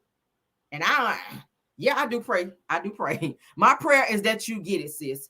Because the road that you're headed down, Wanda, it is sad. And I don't want to hear about another person being lost in that particular type of situation. behind some mess because it's like you going full speed ahead on trying to prove something that doesn't even matter anymore. Who cares who was close? Who cares if Kiki was that close to her mother? She's not here no more. Let her mother grieve her daughter. Instead of you calling her mother and say, hey, look, I know you just lost your daughter. This mess that we went through, let's have a conversation. Let me help build you up. Let me help lift you up. I know I said a lot of nasty things about you and her, and maybe she's not ready to receive it just now because it's still fresh. But respectfully, at some point in time, Wanda, you're going to have to take accountability for what you've done. And continuing to add shit to the pile of shit that you already created is not going to fix the situation. You cannot continue to put fire. You cannot put a fire out with gasoline. I'm just say it that way. You cannot put a fire out with gasoline. Okay. You just cannot do it. So that is my show for the day. I had to snap off. I had to go off. I had to speak from the heart because that's how I'm feeling about the situation. From the outside looking in, no, I'm not family. But I have eyes and I have ears. I have a heart and I have, some discernment in this situation to see what's going on. I have a family too. All families have issues. And it brings out the worst in people when a person winds up passing away, unfortunately, when that should be the one thing that brings everybody together. A death should always be the glue to bring people together. But unfortunately, it breaks people apart and continues to keep the mess going. And it needs to start with you, Wanda. You got to stop this mess, okay? So let's get out of here, guys. I appreciate you all. Thank you all for joining. All 650 of you. Please hit that like button if you've not done so. Even the haters in the bushes, I know y'all here. I know you're here because you want to hear what I got to say. And hopefully you change some things as well and stop being petty and on the bullshit as well. All right. If you like this video, please go ahead and hit that like. Even if you dislike the video, dislike it because those count as well. All right. Go ahead and subscribe to this channel because we do have great content over here every day. I try to connect with you guys at least twice a day. Okay. Love and Marriage Huntsville is on tonight. Tomorrow we will have our review for that particular show as well. Okay. I love you guys down. Please enjoy your Saturday. If you're going out, please be safe. And I will see you tomorrow. Thank you to my content creators that are here just for the tea. Just the Tea, please. Girlfriend Chronicles, Aries Girl Podcast, Truth TV Podcast, Purple Unicorn, Chronicles of Kim K, Dear Reed Talk. Those are the usuals that are here. If there's any more, I'll be happy to shout you out. Just let me know. Say, real, you preach today. Girl, I ain't mean to preach, but I when I saw this, I had to speak on it. So thank you all for sitting and listening to me express my feelings on my disdain for this situation that's going on with them. All right, let's get you guys some music so y'all can get on out of here. And please have a good day. Love you guys down. Thank you to my mods, Bill Wilson, Linda Gamble, Tyra, and KBR. All right. Thank you all for modding for me. I appreciate you all. Okay. Y'all do such an awesome job. Thank you guys so much and goodbye.